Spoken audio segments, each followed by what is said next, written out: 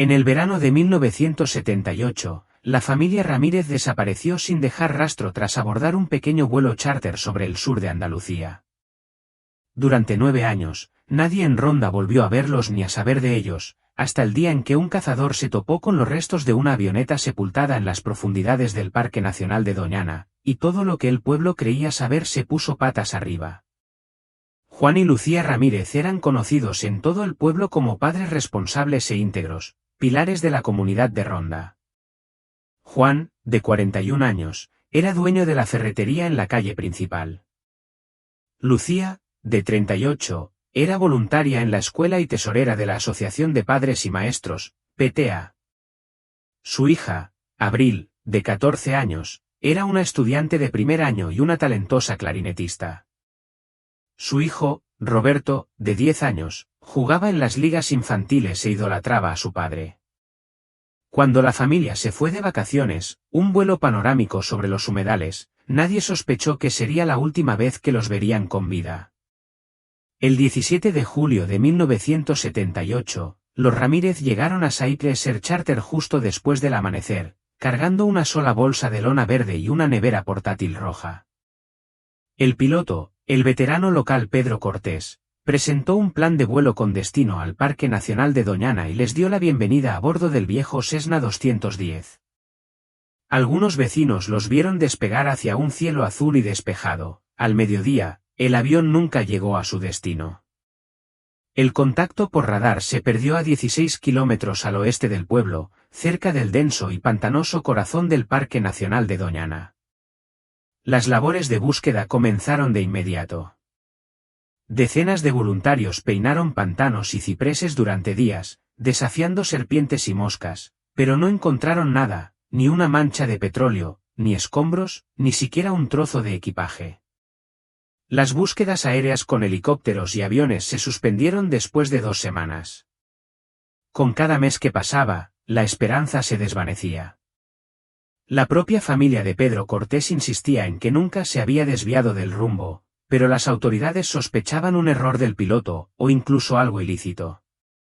El pueblo murmuraba teorías de fraude de seguros, deudas secretas e incluso vínculos con la mafia, pero ninguna se concretó. La casa de los Ramírez quedó exactamente como la habían abandonado, con todas las ventanas cerradas y el correo amontonándose en el buzón. La mejor amiga de Abril, Jenny, pasó años recopilando cada rumor y recorte de periódico, convencida de que su amiga seguía viva en algún lugar.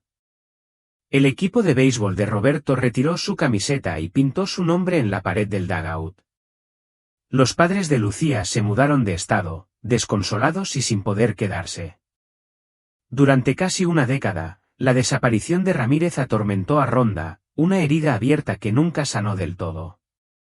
Entonces, a finales de junio de 1987, un cazador llamado Luis Ortega se adentró en un pantano prohibido en busca de jabalíes.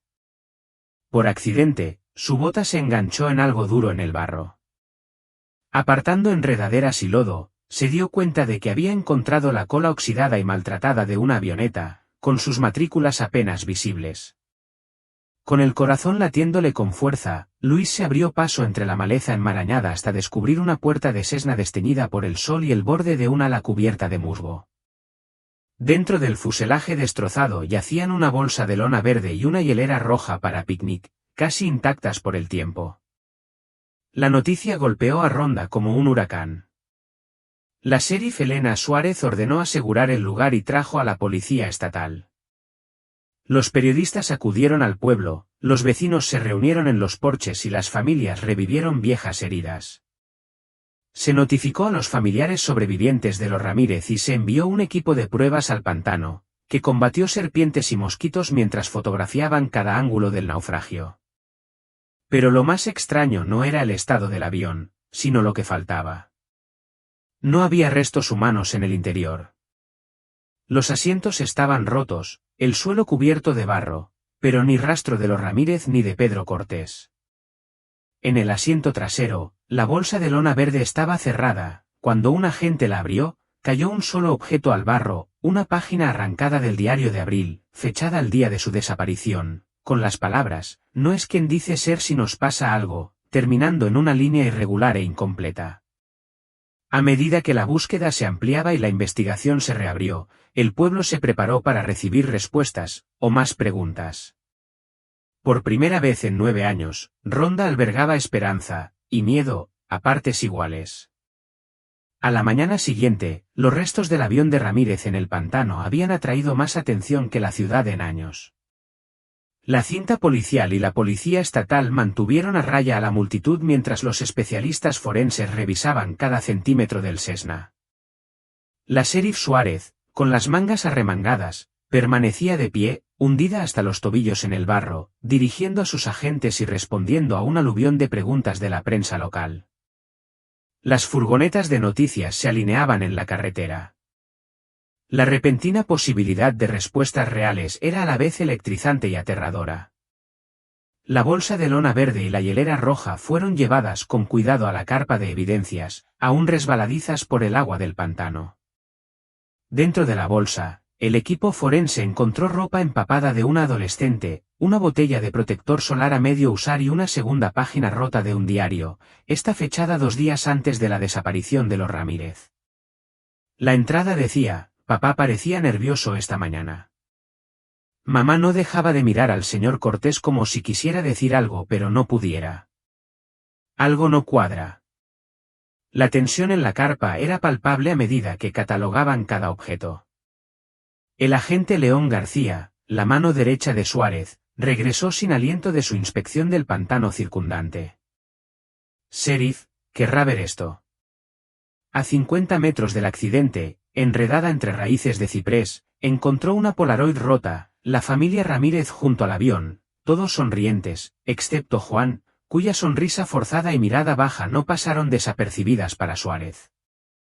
Junto a él, el piloto Pedro Cortés posó una mano sobre el hombro de Abril, con la mirada indescifrable. La foto estaba fechada el 17 de julio de 1978, la mañana en que desaparecieron. De vuelta en la comisaría, la sheriff Suárez reunió a su equipo. «Este accidente no fue causado solo por el pantano», dijo, dejando las páginas del diario y la Polaroid sobre la mesa, con la mirada fija. «Algo ocurrió antes de que despegaran». El ayudante García asintió. «El libro de registro de la cabina muestra que nunca pidieron ayuda, ninguna señal de socorro por radio, ni siquiera lo intentaron». La noticia se extendió rápidamente por Ronda.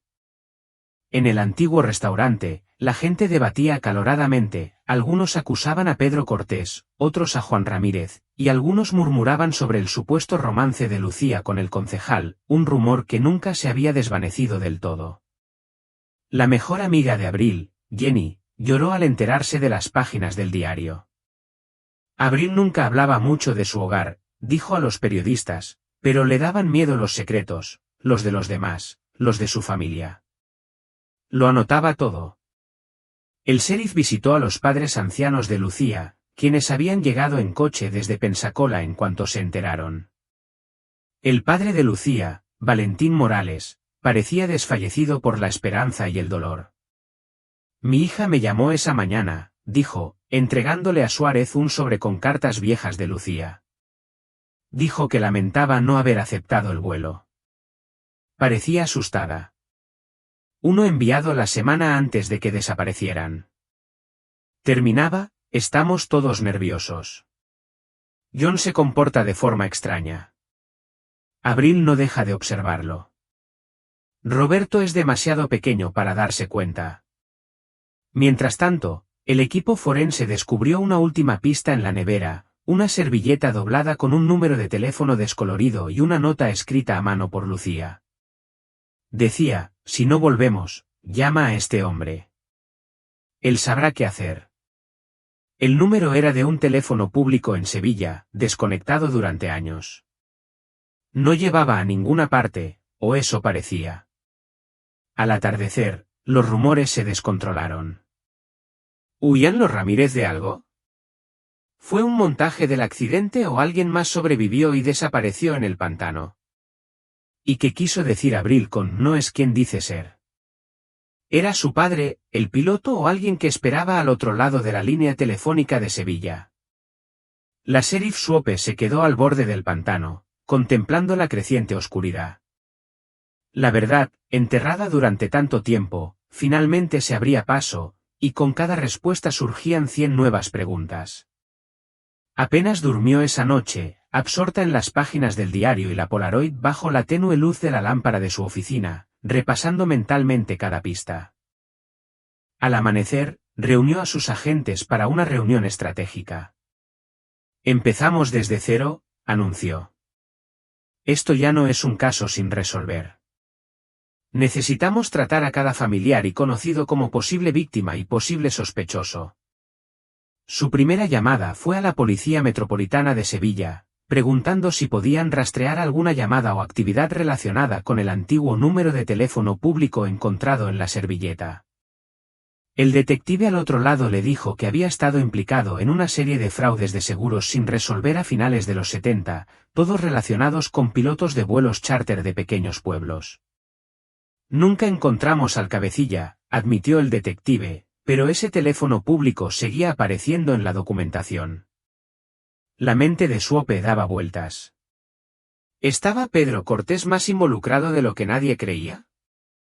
¿Estaba Juan Ramírez involucrado en algo ilegal? Envió al agente García a registrar la casa de Pedro Cortés, vacía desde hacía años, pero aún llena de facturas viejas, bitácoras de vuelo y fotografías descoloridas. En un archivador destartalado, García descubrió una carpeta etiquetada como Chipre, que contenía varias pólizas de seguro de vida, una para el propio Pedro y otra, sorprendentemente, para Juan Ramírez. Ambas habían sido actualizadas apenas un mes antes de la desaparición. Mientras tanto, el equipo forense regresó del lugar del accidente con un nuevo descubrimiento. En lo profundo del lodo, bajo el asiento del piloto, encontraron un reloj de pulsera estropeado. La inscripción en la parte posterior decía, para Juan, con todo mi cariño. Swope lo reconoció por las fotos antiguas de la familia, era el regalo de aniversario de Lucía para Juan. Lo guardó con cuidado en una bolsa, notando la sangre seca incrustada alrededor del cierre. A medida que se corría la voz, la tormenta mediática se intensificaba. Afuera de la estación, los camarógrafos se apiñaban, y los reporteros acosaban a cualquiera que tuviera alguna conexión con los Ramírez. Jenny, amiga de Abril, accedió a hablar ante la cámara entre lágrimas. Solo quiero que la gente recuerde quiénes eran, dijo. Abril quería ser músico. Roberto amaba a los animales. Lucía y Juan no eran perfectos, pero se amaban. Dentro, Swope revisó las pistas de la comunidad. Una llamada anónima afirmaba que una semana antes del vuelo, Juan Ramírez había sido visto discutiendo con un desconocido detrás de su ferretería. Otra pista situaba a Pedro Cortés en Sevilla el día antes de la desaparición, donde se reunió con una mujer elegante, con gafas oscuras y hablando con un marcado acento cubano. Las conexiones se volvían más turbias con cada nuevo detalle. Esa tarde, Swope visitó a la exvecina de los Ramírez, la señora Dolores Álvarez. La anciana tenía una memoria nítida. Juan estaba ansioso esas últimas semanas, dijo. Lo vi quemando papeles en su patio. Pedro vino tarde por la noche, y Lucía lloró en su coche más de una vez. La señora Dolores Álvarez le puso un sobre desteñido en la mano a Swope. Lucía me dio esto justo antes de que se fueran, susurró. Si pasa algo, dáselo a la policía. Tenía mucho miedo. Lo siento. Dentro del sobre había un único mensaje críptico, no estamos a salvo. Vigila al hombre de la chaqueta azul. Esa noche, mientras una tormenta azotaba Ronda, Swope estaba sola en su oficina, reconstruyendo el rompecabezas. Había demasiados jugadores, demasiados secretos. Pero el número de teléfono de Sevilla, las actualizaciones del seguro de vida y las desesperadas advertencias de Lucía apuntaban a algo mucho más grave, y mucho más peligroso, que un simple accidente aéreo. Por primera vez, Swope se preguntó, ¿la desaparición de Ramírez era el resultado de un plan mortal o simplemente una familia atrapada en la despiadada trama de alguien? A la mañana siguiente, la lluvia seguía cayendo a cántaros cuando la sheriff Swope hizo su siguiente llamada, esta vez a su homólogo en Sevilla, el detective Félix Ramos. Expuso las conexiones, el número de teléfono público, el avistamiento de Pedro Cortés, la red de seguros. Ramos, brusco pero mordaz, accedió a ayudar. Consultaré nuestros archivos y veré si hay coincidencias. Pero te digo que esa parte de la ciudad estaba llena de estafadores de poca monta y tipos que huían de problemas mayores. Mientras Swope esperaba la respuesta de Sevilla, el agente García siguió la pista de la ferretería. Localizó a Martí Calhoun, un ex empleado que recordaba vívidamente las últimas semanas de Juan Ramírez. Juan estaba estresado, recordó Martí. Mantenía la caja registradora cerrada y se ponía nervioso cada vez que pasaba un sedán azul. Una tarde, recibió una llamada, salió y lo vi discutiendo con un tipo con una cazadora azul. Juan parecía asustado, muy asustado. Nunca volví a verlo.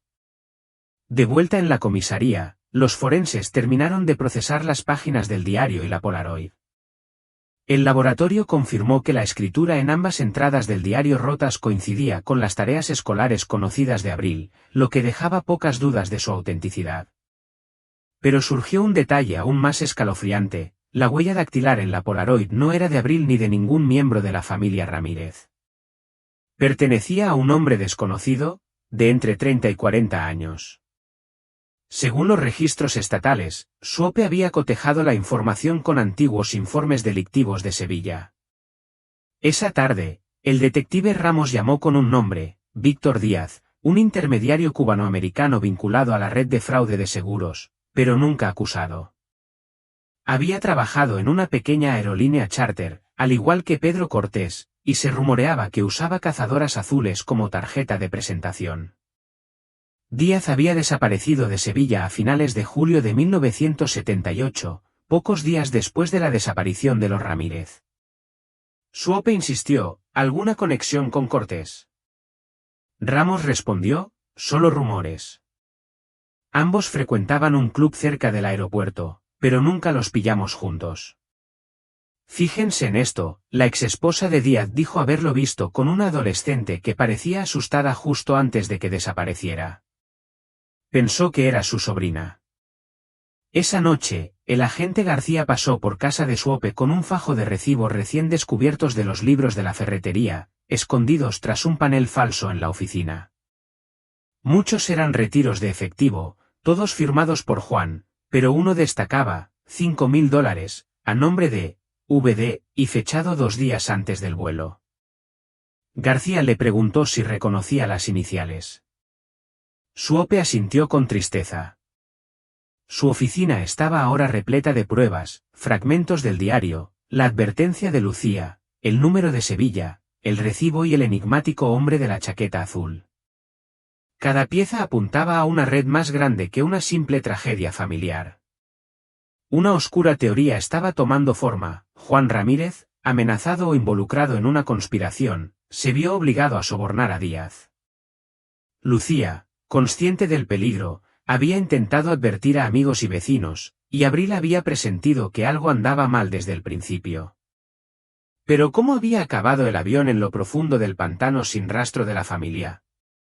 ¿Y si Víctor Díaz estaba involucrado, qué había sido de él? ¿Había obligado a los Ramírez a desaparecer, o alguien más orquestó su desaparición? Y, de ser así, ¿por qué, esa noche? Un rayo iluminó a Ronda mientras Swope colocaba las pruebas sobre su escritorio. Los secretos de los Ramírez no eran solo personales, estaban entrelazados con algo criminal, algo que abarcaba desde un pequeño pueblo andaluz hasta los rincones más oscuros de Sevilla. Y ahora, tras 9 años de silencio, esos secretos volvían a salir a la luz. Al amanecer, la sheriff Swope operaba con adrenalina y café solo. La conexión con Díaz era la pista más sólida en años, pero cada respuesta parecía multiplicar las preguntas. Concertó una llamada con el detective Ramos en Sevilla y le solicitó todos los casos de personas desaparecidas sin resolver de finales de los 70 relacionados con vuelos charter, fraude de seguros o cualquier persona relacionada con Díaz. Ramos prometió enviar al día siguiente lo que pudiera encontrar. Mientras tanto, Suope convocó una reunión con los amigos más cercanos y familiares sobrevivientes de los Ramírez, y los reunió en el sótano de la iglesia, bajo las viejas vidrieras. La tensión era cada vez mayor mientras les informaba sobre la investigación, explicando el vínculo con Sevilla, la cazadora azul y el recibo de la DVD. Jenny, amiga de Abril, estaba sentada atrás, con los brazos cruzados y la mirada fija en el suelo. El padre de Lucía, Valentín Morales, se erizaba ante cada nuevo detalle. Juan no era un delincuente, insistió. Jamás habría puesto en peligro a su familia. Pero mientras Suope describía el retiro de efectivo y la desesperada advertencia de Lucía, los rostros en la sala cambiaron. La posibilidad de que Juan Ramírez se hubiera involucrado con criminales, ya fuera por decisión propia o bajo amenaza, flotaba en el aire. Después de la reunión, Jenny se acercó a Suope con la voz temblorosa. Abril me dijo una vez que le tenía miedo a alguien con quien trabajaba su padre. No quiso decir más, pero un día llegó a mi casa con un moretón en el brazo. Cuando le pregunté qué le había pasado, solo dijo que se había enfadado. Pensé que se refería a su padre, pero ahora no estoy tan segura. Mientras Suope procesaba esto, el agente García entró corriendo, agarrando una pequeña bolsa de plástico para pruebas. Sheriff, necesita ver esto. Durante un segundo barrido del Cessna, García había encontrado un compartimento oculto debajo del asiento del copiloto. Dentro de una funda de pasaporte forrada de cuero, empapada pero aún legible, estaban la licencia de piloto de Pedro Cortés y una identificación de Pedro Collins, un alias vinculado por la policía de Sevilla con Víctor Díaz. Pero eso no era todo. Envueltas en plástico, García también había encontrado un paquete de fotografías antiguas y empapadas. Varias mostraban a Pedro Cortés y Díaz juntos, otras mostraban rostros desconocidos frente a avionetas, bares de Sevilla e incluso lo que parecía la ferretería Ramírez. La última foto del montón le heló la sangre a Suope. Lucía Ramírez de pie junto a Pedro Cortés y Díaz, con el rostro tenso, una sonrisa forzada que apenas ocultaba su miedo. En la esquina, Abril se asomó al marco con los ojos muy abiertos. Esa tarde, Suope recibió los archivos prometidos de Sevilla. El patrón era claro, más de media docena de desapariciones en pueblos pequeños, cada una relacionada con un piloto de un charter, un pago de seguro y el uso de una cazadora azul como tarjeta de visita. Cada caso fue desestimado como un trágico accidente, pero ninguno se resolvió del todo. El nombre de Díaz aparecía en los márgenes, siempre fuera de su alcance, como una sombra que se desvanece. Suope pegó las fotos, los recibos y las páginas del diario en su pizarra. Las pruebas apuntaban ahora a una nueva y escalofriante teoría: los Ramírez no se habían estrellado simplemente, se habían visto obligados a desviarse de su ruta, y su desaparición había sido cuidadosamente orquestada para encubrir una operación criminal más amplia.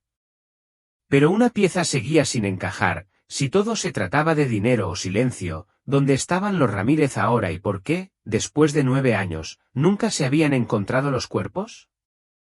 Justo antes de medianoche, recibieron una llamada del equipo de búsqueda del Parque Nacional de Doñana. En un tramo pantanoso a casi 1,5 kilómetros del naufragio principal, habían encontrado algo: una cazadora azul hecha jirones enganchada en una rama de ciprés, manchada y rota, con una etiqueta descolorida con las iniciales VD en su interior. El corazón de Suope latía con fuerza. ¿Era una prueba del destino de Díaz o una advertencia de alguien que seguía vigilando? Mientras los truenos retumbaban en la distancia, el misterio de Ramírez se volvió aún más oscuro, insinuando una conspiración esperando ser desenmascarada. Suope contempló la cazadora azul, ahora sellada en una bolsa de pruebas. La etiqueta de VD y las manchas de sangre en la manga eran escalofriantes.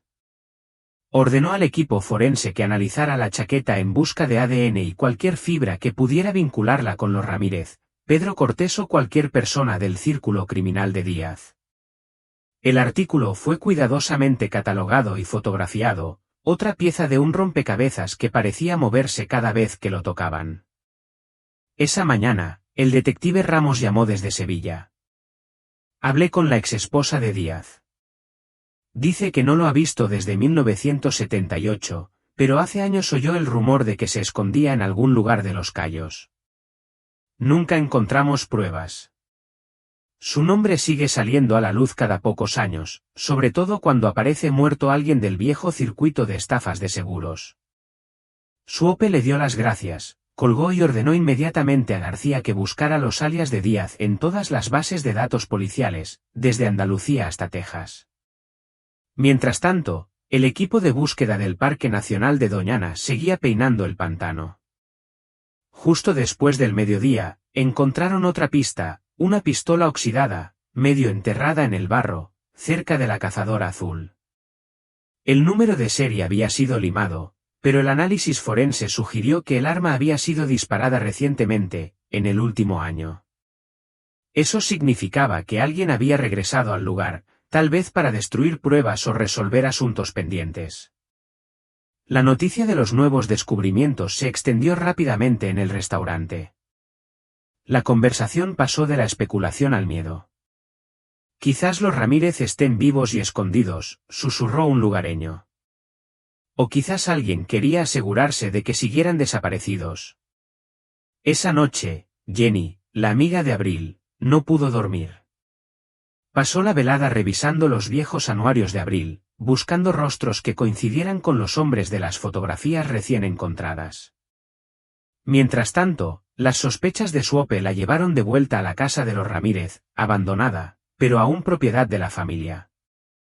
Con García a cuestas, recorrió el suelo crujiente y abrió armarios que no habían sido tocados desde el verano de 1978. En el dormitorio principal, escondido en un joyero bajo una pila de collares de fantasía, encontró una pequeña cinta de casete maltratada. La etiqueta solo decía J de ayuda. De vuelta en la estación, limpiaron la cinta y la reprodujeron en un viejo reproductor portátil. La grabación estaba apagada, pero con la suficiente claridad como para distinguir las voces de Lucía Ramírez y su esposo. Juan, no puedo vivir así. Si no se lo dices tú, se lo diré yo. Estamos en serios problemas. Ya sabes lo que dijo Cortés, si acudimos a la policía, se acabó todo para nosotros. Abril lo sabe. Vio el dinero. Tenemos que salir.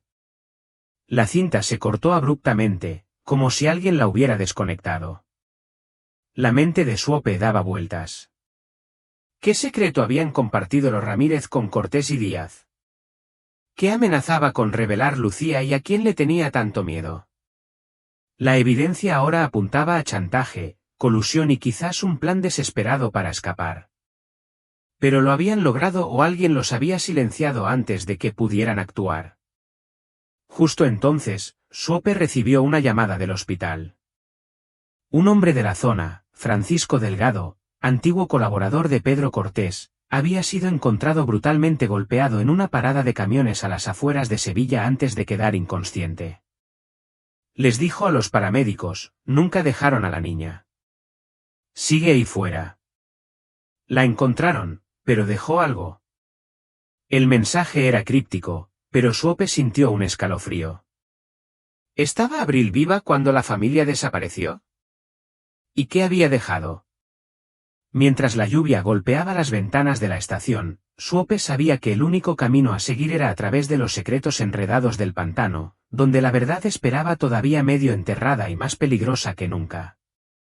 Por la mañana, Ronda rebosaba de energía. El descubrimiento de Francisco Delgado, maltratado y susurrando pistas, había reavivado las esperanzas y los temores del pueblo. La sheriff Suope no perdió tiempo. Ordenó una nueva búsqueda intensiva en el Parque Nacional de Doñana, centrándose en el tramo de pantano cercano al accidente aéreo y el lugar donde se encontraba el cortavientos. No pararemos hasta encontrar lo que Abril dejó atrás, le dijo a García. Policías estatales, buzos y voluntarios se abrían paso con dificultad entre el agua hasta la cintura y raíces enredadas. El sol era brutal, los mosquitos eran tan densos como el humo. Pasaron horas con solo lodo y viejas huellas de caimán, hasta media tarde, cuando el agente García, Raspando la base de un ciprés hueco, desenterró una pequeña lata metálica envuelta en plástico y manchada de mugre. Dentro había 4 Polaroids, una carta sellada con lacre y un relicario de plata descolorido. Las fotografías eran escalofriantes. Una mostraba a Abril, con los ojos rojos e hinchados, sosteniendo una hoja de papel que decía «Ayúdanos», con letra temblorosa. Otra capturaba a Juan y Lucía, demacrados y atados en la parte trasera de lo que parecía una cabaña improvisada y oscura. Las 2 últimas mostraban a Pedro Cortés y Víctor Díaz discutiendo por un fajo de billetes junto al avión. El rostro de Díaz, contraído por la ira, estaba enmarcado por el pantano visible a través de una ventana sucia de la cabaña. El paisaje coincidía con las ruinas del antiguo ingenio azucarero Dorsey en la orilla del pantano. Las manos de Suope temblaban al examinar la carta, la impresión en cera con el escudo de la familia Ramírez. Era de Abril. Si encuentras esto, significa que alguien se preocupó lo suficiente como para seguir buscando. Cortés nos mintió. Mamá y papá intentaron protegernos a Roberto y a mí, pero Díaz nos amenazó a todos. Hicieron que papá firmara algo, lloró toda la noche. Cortés nos trajo comida, pero no suficiente. Creo que Roberto está enfermo. ¿Te quiero? Por favor, no nos olvides. El relicario contenía una foto de Abril y Roberto, ambos sonriendo con sus uniformes de las ligas infantiles y la banda, un último vistazo a la vida que se vieron obligados a dejar atrás. La evidencia era abrumadora, prueba fotográfica de que los Ramírez habían sobrevivido al accidente, al menos por un tiempo. Suope convocó una conferencia de prensa de emergencia. El ayuntamiento estaba abarrotado, las cámaras de noticias cubrían las paredes, y todos los residentes contenían la respiración mientras ella hablaba. Esto ya no es solo un caso de personas desaparecidas, anunció Suope con voz firme. Esto es secuestro, extorsión y conspiración. Alguien en esta comunidad sabe más de lo que jamás ha admitido. Después, Suope se reunió discretamente con los padres de Lucía y Jenny. La madre de Lucía sollozaba sobre las fotografías. Jenny miró fijamente el rostro de Abril y susurró, sabía que no se rendiría, siempre encontraba la manera de dejar un mensaje. El padre de Lucía, Valentín Morales, se secó los ojos y miró a Suope directamente a los ojos. Sigue cavando. No dejes que nadie te detenga, Sheriff, no después de todo este tiempo. Esa noche, García y un equipo de agentes vigilaron el ingenio azucarero Dorsey, buscando cualquier señal de que el lugar hubiera sido alterado. Mientras se avecinaba una tormenta, un rayo iluminó el metal retorcido y el ladrillo desmoronado del viejo edificio. Dentro, encontraron evidencia de una antigua habitación, latas vacías, escritura infantil en las paredes, en un armario podrido, una gorra de béisbol de niño hecha jirones con el nombre de Roberto bordado. De repente, García vio huellas de botas recientes en el barro, afuera de una ventana trasera, más pequeñas que las de un hombre, más grandes que las de un niño.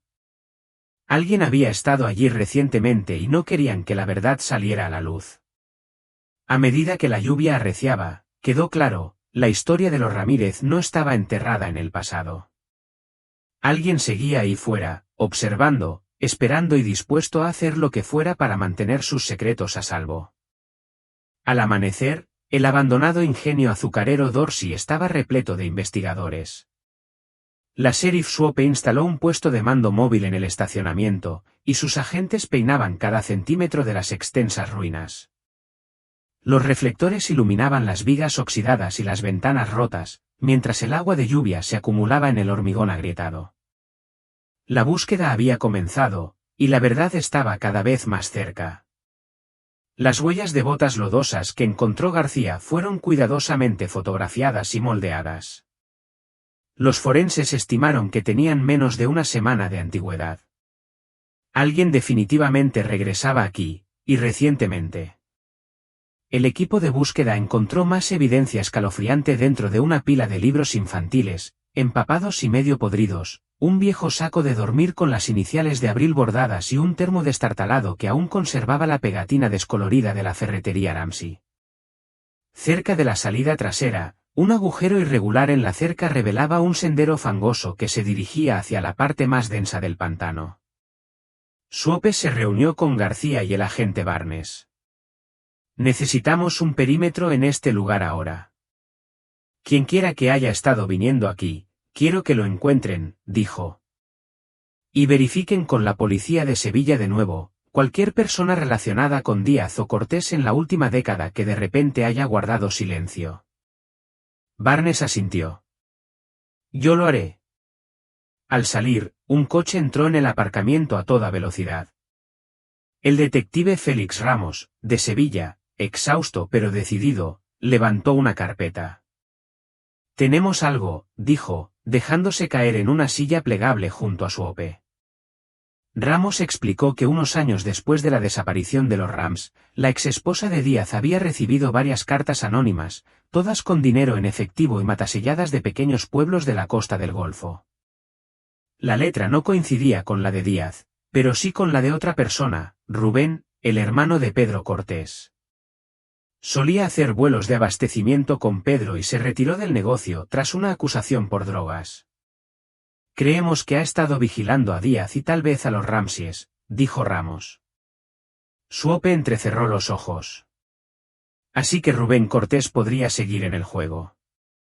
Conoce las antiguas rutas del pantano y el ingenio azucarero mejor que nadie. García regresó de la cerca. Sheriff, acabo de hablar con Barnes. Encontró a un pescador local que vio a alguien con la descripción de Rubén hace 2 noches, transportando equipo de campamento hacia el viejo dique. En ese momento, Jenny llegó, aferrada a la carta de Abril y al relicario. Dudó al borde del puesto de mando, pálida pero resuelta. Sheriff, dijo con voz temblorosa, hay algo que necesita saber. Cuando teníamos 12 años, Abril me contó un secreto, ella y Roberto tenían un escondite en el molino. Lo llamaba el cuarto seguro. Si se metía en problemas, allí iba. En cuestión de minutos, Swope y Ramos lideraron un equipo a la parte del molino que Jenny describió, un nicho tapiado cerca de la base de la vieja chimenea.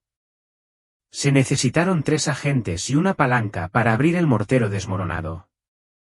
Dentro, encontraron una habitación estrecha y polvorienta, llena de grafitis infantiles, una linterna rota, y en el rincón más alejado, una pequeña caja fuerte metálica. La caja fuerte estaba cerrada, pero la llave colgaba de una cadena enrollada en un clavo viejo. Swope abrió la tapa con el corazón latiéndole con fuerza. Dentro había 2 cuadernos de espiral, un puñado de Polaroids descoloridas y una bolsa de plástico con una pulsera infantil grabada con Roberto. Los cuadernos eran diarios, uno con la etiqueta, Abril, y el otro, Roberto. La primera anotación manuscrita de Abril decía, si alguien encuentra esto, por favor, ayúdennos. Tenemos mucho miedo. Mamá y papá lo intentan, pero no pueden protegernos. Díaz dice que volverá. Al hojear las páginas, Swope se dio cuenta de que no solo contenían los últimos días de los Ramírez, sino también nombres, fechas y descripciones de personas que habían visitado el molino, algunos lugareños, otros completos desconocidos. Escondida al final había una hoja de papel doblada, un mapa detallado del pantano, dibujado a mano, marcado con 2 X rojas y una nota ominosa, aquí enterró la verdad. Afuera, el viento arreciaba. Swope sabía que estaban cerca, no solo de las respuestas, sino de quienquiera que estuviera desesperado por mantenerlas ocultas. García. Barnes. Prepárense, seguimos el mapa, ordenó. Ramos, necesito refuerzos por radio y médicos listos. La lluvia seguía golpeando el techo del molino mientras el equipo cargaba y partía, siguiendo las instrucciones a mano entre la maleza enmarañada y el agua hasta las rodillas.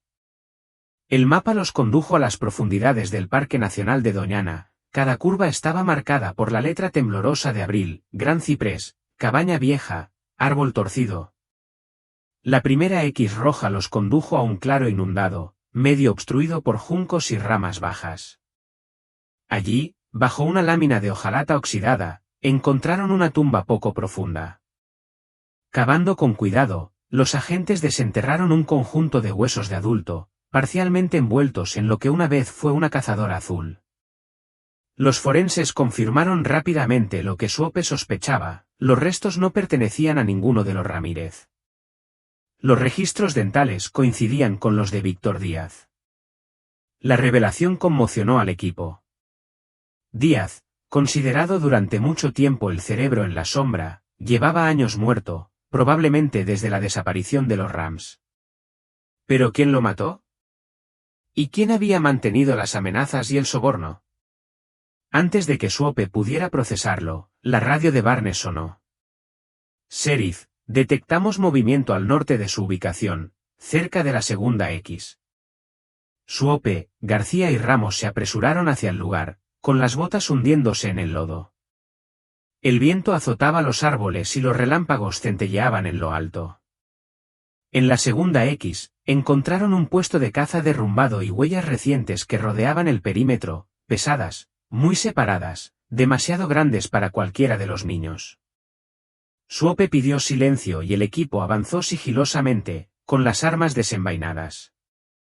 De detrás de una cortina de musgo español, emergió una figura, despeinada, empapada por la lluvia, con las manos en alto.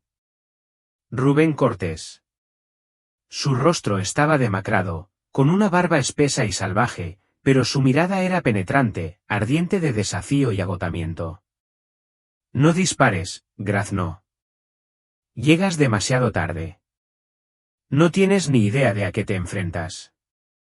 Swope se acercó con cautela. Rubén, ¿dónde están los Ramírez? ¿Qué pasó aquí? Rubén hundió los hombros.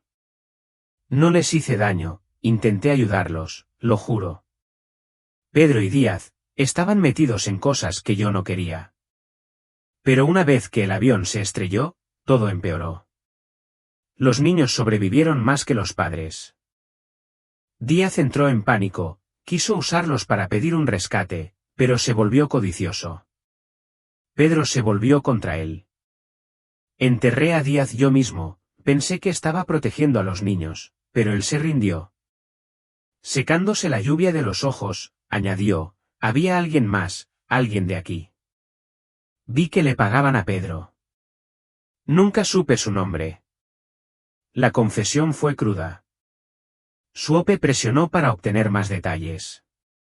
Rubén dudó, luego sacó una fotografía arrugada de su abrigo: Pedro Cortés estrechando la mano de un hombre con uniforme de sheriff, el inspector jefe Leopoldo Marín, predecesor de Swope, quien dirigió la investigación original y se jubiló justo antes de la desaparición de los Rams. La revelación golpeó a Swope como un puñetazo. Mlan, el respetado agente de la ley que había consolado a familias en duelo y prometido un cierre, estaba implicado en el mismo crimen que debía resolver. Tenemos que encontrar a Mlan, dijo Swope apretando los dientes. Esposó a Rubén y le ordenó a García que lo llevara sano y salvo a la comisaría. Ramos prometió revisar todos los archivos, todos los informes antiguos, y cotejarlos para encontrar pruebas de la participación de Mlan. Mientras la tormenta arreciaba, Swope observaba el pantano inundado.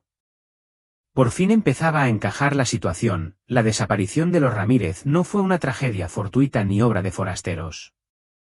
Fue el resultado de la traición, la avaricia y una red de mentiras tejida en su propia comunidad. Las respuestas finales aún estaban ahí, enterradas con la verdad, y quizás, con los propios Ramírez. Swope apenas esperó a que amainara la lluvia. Comunicó por radio a la estación: emitan una orden de búsqueda y captura contra Lester Mlan. Acérquense con precaución, está armado, tiene experiencia y conoce todos los caminos secundarios. Rubén Cortés, esposado en la parte trasera de la patrulla de García, repetía: intenté hacer lo correcto. Tienen que creerme. En la comisaría, los agentes de Swope revisaron los antiguos expedientes de Mlan. Varios estaban incompletos, faltaban las transcripciones de las entrevistas y los registros de pruebas. En el expediente de Ramírez de 1978, Swope encontró un memorando: todas las pistas agotadas.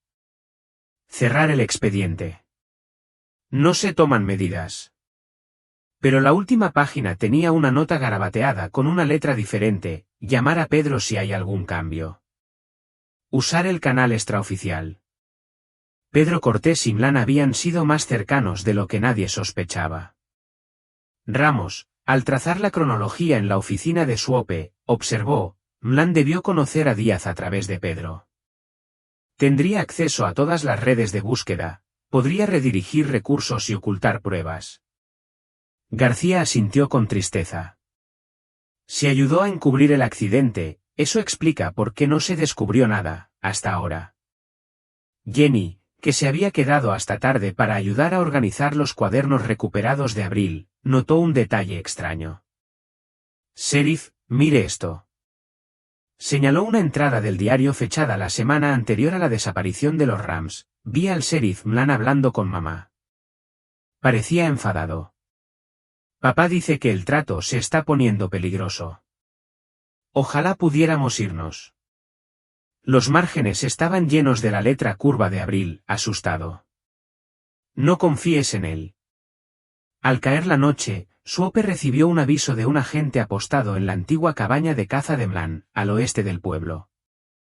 «Hay movimiento dentro. Parece que está recogiendo sus cosas para irse». Suope y García salieron de inmediato, con los faros atravesando el barro y la niebla. Aparcaron a unos 400 metros y se acercaron a pie.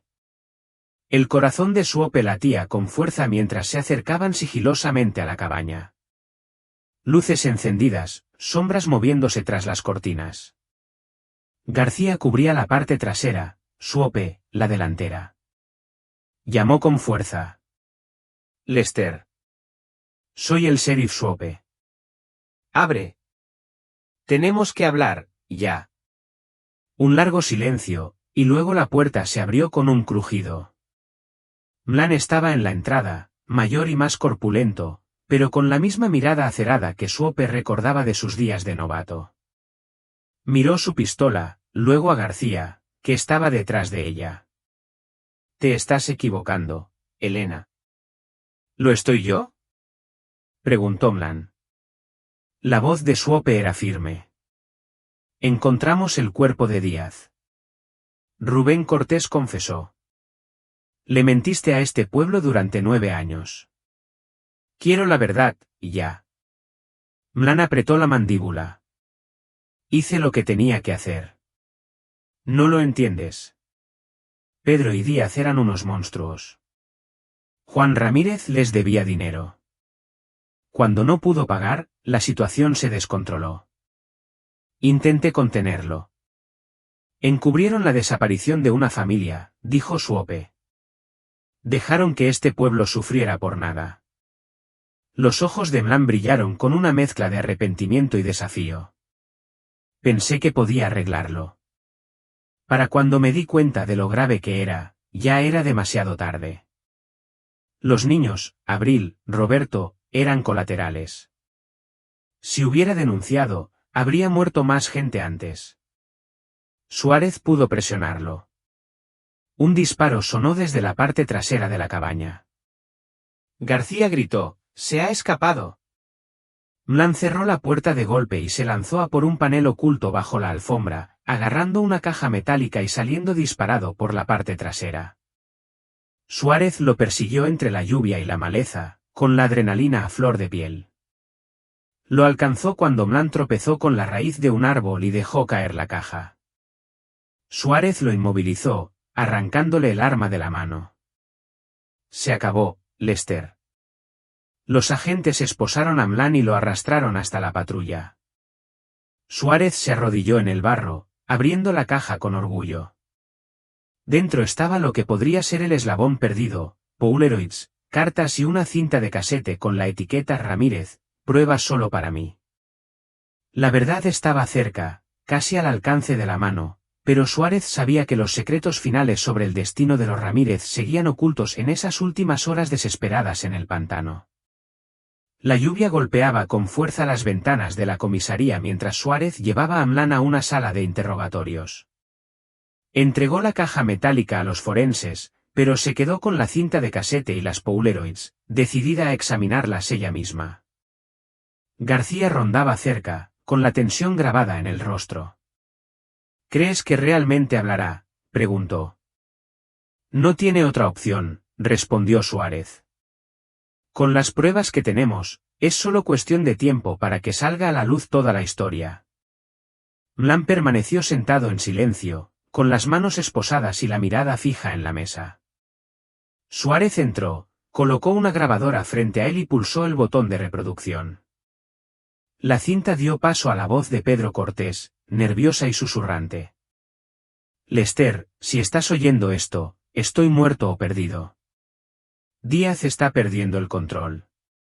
Juan Ramírez no puede pagar, y Lucía amenaza con ir a la policía. Intenté mantener a los chicos fuera, pero todo se está desmoronando. Si encuentran el dinero, estamos perdidos. Si alguna vez te importó este pueblo, te asegurarás de que nunca salga a la luz. El rostro de Mlán se tensó. Suárez se inclinó hacia adelante. ¿Cuánto tiempo estuviste involucrado? Miró la mesa. Al principio intenté ayudar a Juan. Estaba desesperado, pero luego Díaz se puso violento, y Pedro pensó que podía con la situación. Intenté mantener el secreto, desplazar la búsqueda fuera del lugar del accidente, mantener a los federales alejados, pero no sabía que Díaz iba a traicionarlos.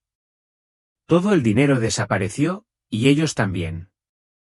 ¿Dónde están los Ramírez?, presionó Suárez. Mlán negó con la cabeza, la voz le temblaba por primera vez después del accidente. Pedro y Díaz llevaron a la familia al ingenio.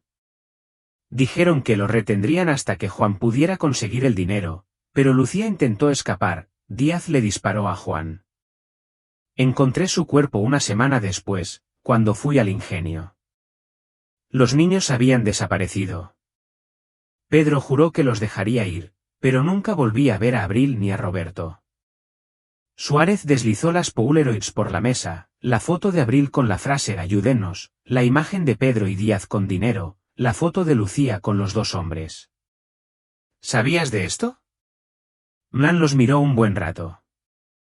No. Pedro se llevó todas las pruebas, dijo que las quemaría si lo traicionaba. Quería irse. Planeaba huir, usar el dinero de Ramírez para desaparecer. Pero Díaz se dio cuenta primero e intentó traicionarlo. Creo que fue entonces cuando Rubén enterró a Díaz. Después de eso, todo se vino abajo.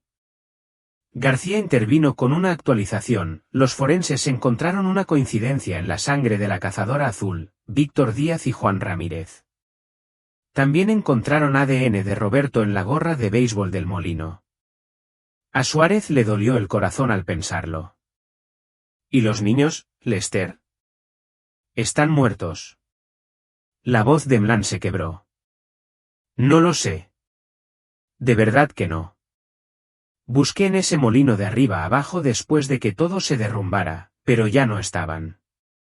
Alguien debió ayudarlos, o quizás se perdieron en el pantano. Quise dar la cara, pero fui un cobarde. Dejé que todos creyeran que simplemente se habían ido. El pueblo de Ronda se conmocionó al conocerse la noticia del arresto y la confesión de Mlán.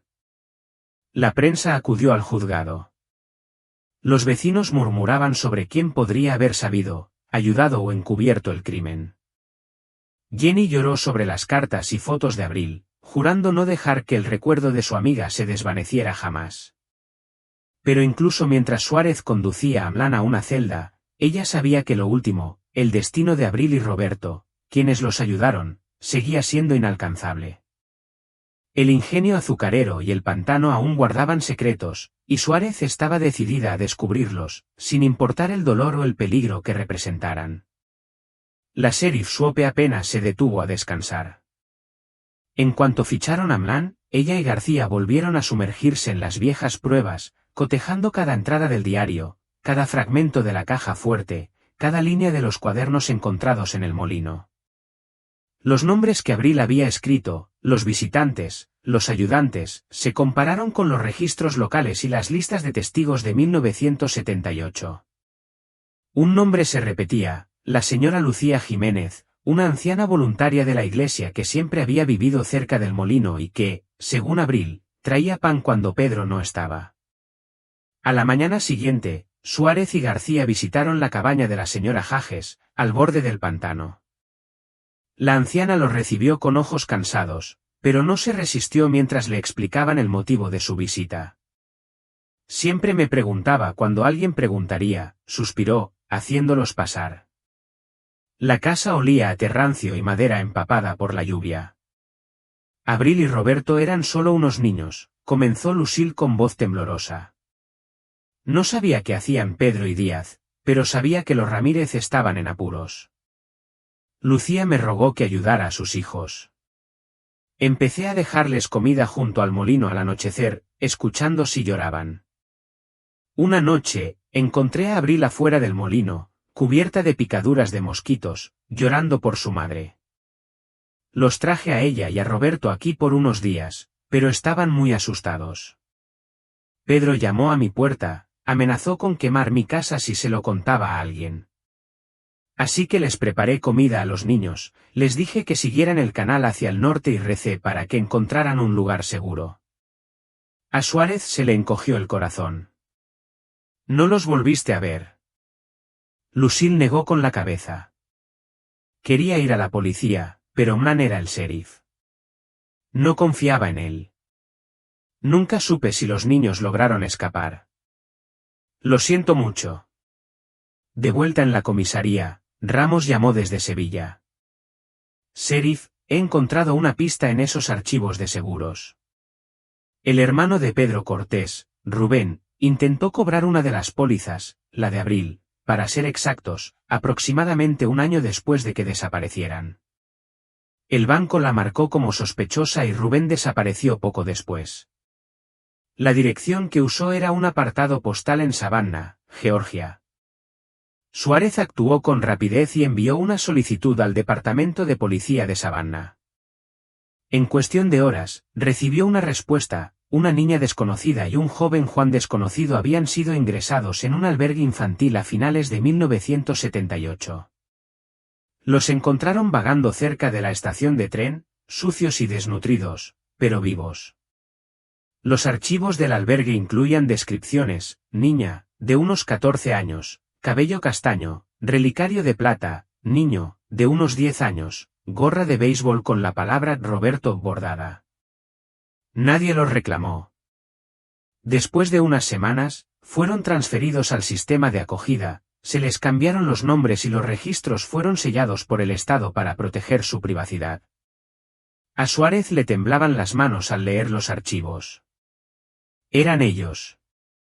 Los niños habían sobrevivido, pero ¿dónde estaban ahora? ¿Sabían siquiera quiénes eran realmente? Jenny, que había oído, rompió a llorar. Abril logró escapar, sollozó, agarrando el relicario recuperado. Encontró la manera.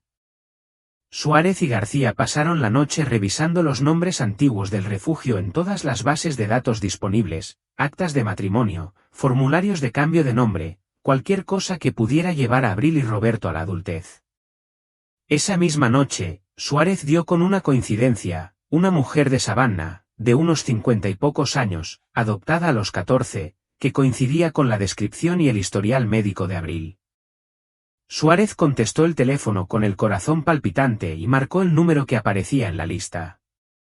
Tras 2 timbres, una voz suave e insegura respondió: «Hola». Suárez se aclaró la garganta. «Es Abril Ramírez». Un largo silencio atónito, luego una respiración temblorosa. «¿Quién habla? ¿Cómo me encontraste?» Suárez sonrió con dulzura. «Me llamo Elena Suárez, soy la sheriff de Ronda.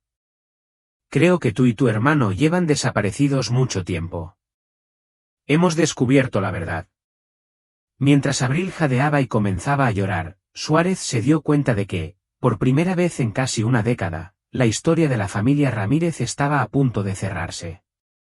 Abril Ramírez había aprendido hacía mucho tiempo a vivir con fantasmas, pero después de ese terrible verano, ella y Roberto nunca habían pronunciado sus verdaderos nombres ni contado su historia, ni a los trabajadores sociales, ni a los maestros, ni siquiera entre ellos. De adultos, se rehicieron en Savannah, hermanos haciéndose pasar por desconocidos, siempre con el miedo de que el pasado los encontrara. La noticia del sheriff Suárez rompió años de silencio. Cuando Abril llegó a Ronda, escoltada por su esposo y su hijo adulto, recorrió con la mirada cada rincón del antiguo juzgado en busca de familiaridad.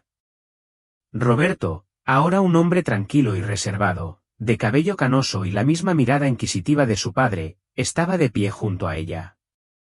Suárez los saludó con amabilidad, ofreciéndole a Abril el medallón de plata y a Roberto su gorra de béisbol maltratada, objetos recuperados del pantano, conservados como reliquias.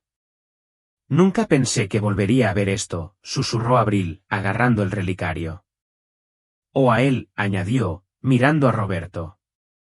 Sobrevivimos, pero no supimos ser una familia después de todo. Jenny, amiga de la infancia de Abril, corrió a abrazarla. El reencuentro fue incómodo y crudo. Guardé tus cartas. Nunca perdí la esperanza, balbuceó.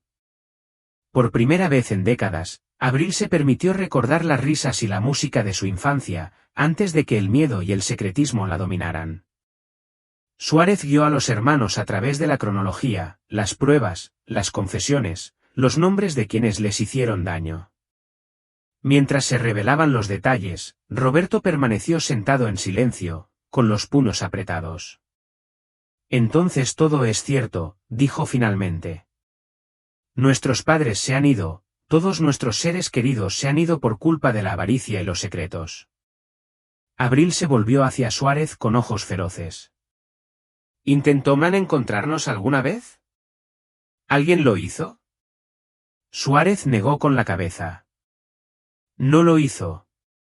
El pueblo te falló, pero fuiste valiente, dejaste un rastro incluso cuando creías que nadie te veía. Los hermanos accedieron a declarar, enfrentándose a los dolorosos recuerdos por última vez. Abril relató el ingenio azucarero, el terror de esconderse y la desesperada huida a través del pantano, liderada por la señora Hages al amparo de la noche. Recordó las últimas palabras de Lucía, no mires atrás. Roberto describió cómo despertó en el refugio de Savannah, aterrorizado de confiar en nadie, y cómo Abril lo protegió incluso cuando ella misma tenía miedo. La noticia del regreso de los Ramírez recorrió Ronda. Algunos vecinos lloraron de alivio, otros se sintieron culpables al recordar su propio silencio o sospechas infundadas. La prensa lo calificó de milagro, pero Abril los corrigió, fue supervivencia, no magia. Nos ayudaron, pero otros nos escucharon. Estamos aquí porque nos negamos a desaparecer. Al reunirse con los padres ancianos de Lucía, los hermanos sintieron dolor por los años perdidos, pero también gratitud por la verdad al fin. Valentín Morales, el padre de Lucía, se derrumbó al abrazar a Abril. Pensé que estabas muerta. Siento no haber podido hacer más. Abril negó con la cabeza. Lo intentaste. Mucha gente lo intentó, pero otros mantuvieron oculta la verdad. Eso ya se acabó. Esa misma noche, Suárez reunió a las figuras clave, Abril, Roberto, Jenny, la señora Hages y la fiscalía, en una reunión privada. Planearon declaraciones formales, resarcimiento para la familia y procesamiento para Amlán y Rubén Cortés. La señora Hages fue absuelta de todo delito, su valentía salvó 2 vidas. Abril lloró al agradecerle a la anciana. Afuera, los ciudadanos de Ronda se reunieron para una vigilia a la luz de las velas. Colocaron faroles en las escaleras del juzgado por cada pérdida de un Ramírez y por cada año que los hermanos habían fallecido. Mientras las luces parpadeaban, Abril y Roberto permanecieron juntos, no solo sobrevivientes, sino los últimos testigos que finalmente podían hablar por su familia y por sí mismos. Y al acercarse el amanecer, la historia de los Ramírez, oculta durante tanto tiempo, finalmente salió a la luz. Suárez sabía que aún quedaban 2 partes de la historia por cerrar, responsabilizar a todos los perpetradores y darles a Abril y Roberto la libertad de volver a vivir sin miedo. La sala del tribunal estaba abarrotada, periodistas hombro con hombro y vecinos, todos esforzándose por ver a los hermanos Ramírez sentados al frente. El medallón de Abril brillaba bajo la luz fluorescente, la gorra de Roberto descansaba sobre su rodilla, un silencioso desafío a años de miedo. El sheriff Suárez y Jenny se sentaron a su lado, ofreciéndoles un firme apoyo. Condujeron al Stermland, con el rostro impasible y los ojos entrecerrados. Rubén Cortés, más delgado y canoso, mantenía la mirada fija en el suelo.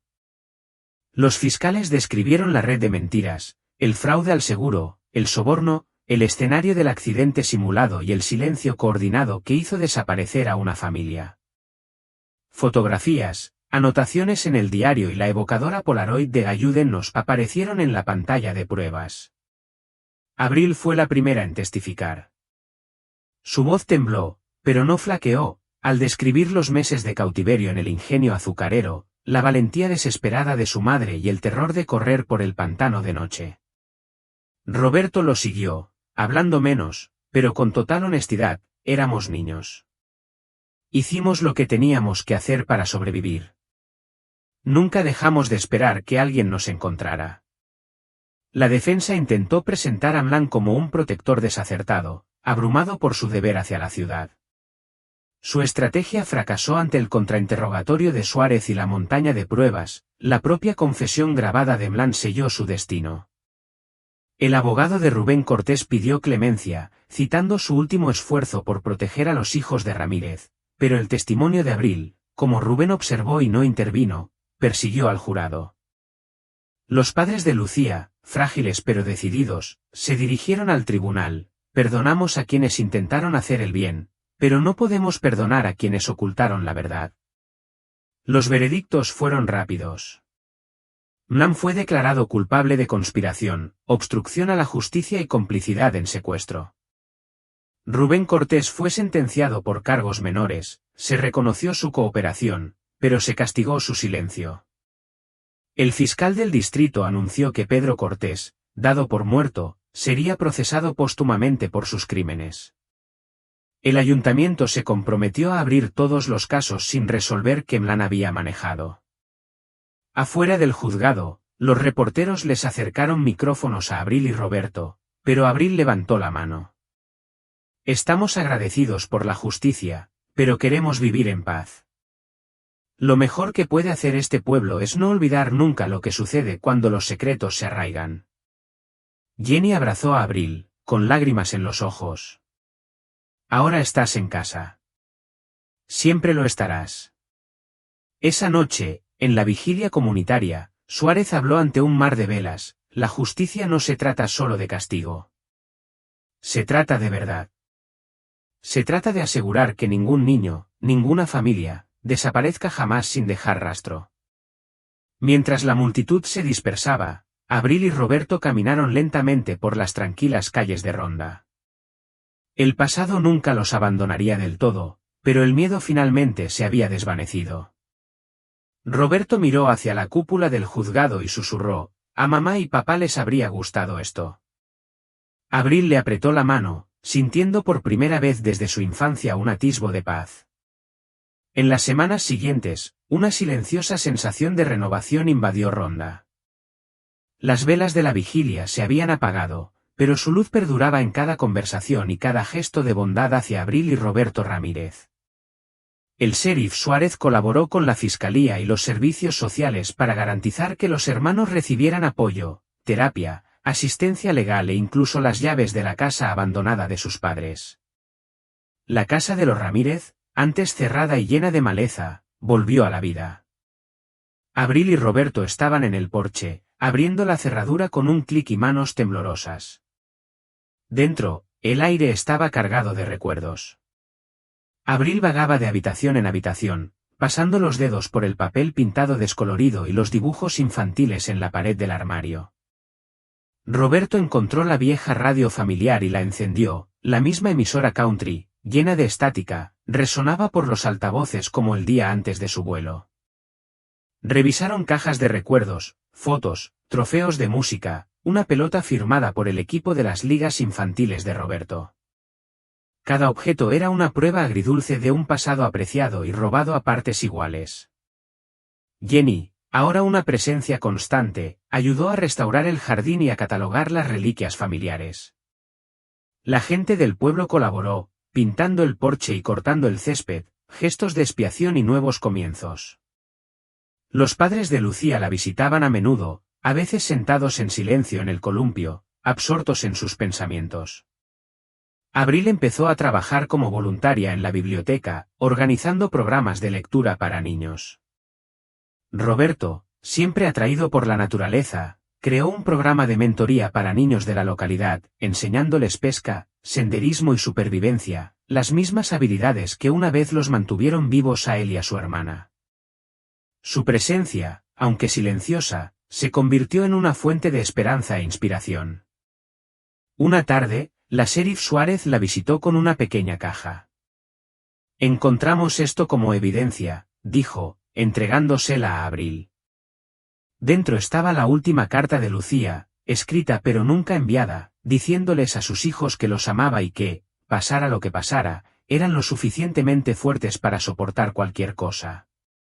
Abril la leyó en voz alta, con la voz firme entre lágrimas, con el brazo de Roberto sobre sus hombros. Se hizo justicia, pero la verdadera sanación tomó tiempo. La comunidad erigió un pequeño monumento junto al río, una placa de bronce en memoria de Juan y Lucía Ramírez y los años perdidos en el silencio. La inscripción decía, en memoria de quienes resistieron y con la esperanza de que su valentía nos guíe. Ese verano, Ronda celebró su primer día del recuerdo, con música, juegos y familias reunidas a la orilla del río.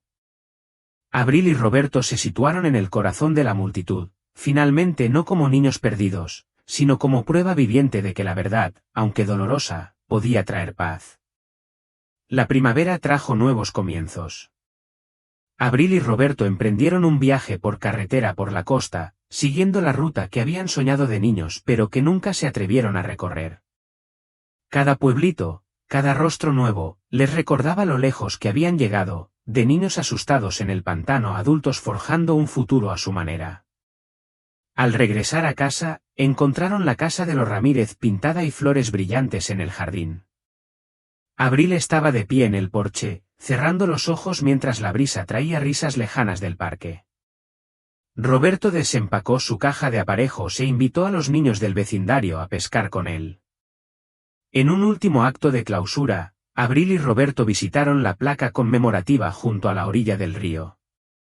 Abril trazó los nombres de sus padres con la punta del dedo y susurró, «Estamos bien. Estamos vivos. Ya pueden descansar». La sheriff Suárez, observando desde la distancia, sintió que una sensación de paz la invadía.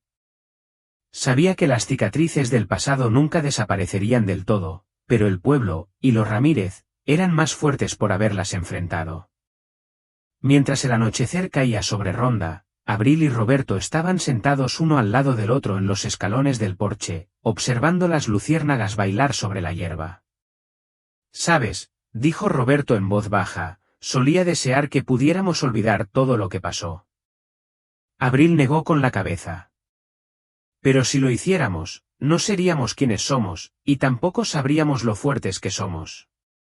Sonrieron, dejando que la tranquilidad de la noche los envolviera.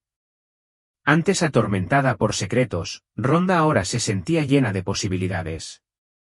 La historia de pérdida, supervivencia, justicia y renovación de Ramírez perduraría, un recordatorio de que incluso las heridas más profundas pueden sanar y que la familia, una vez perdida, puede reencontrarse.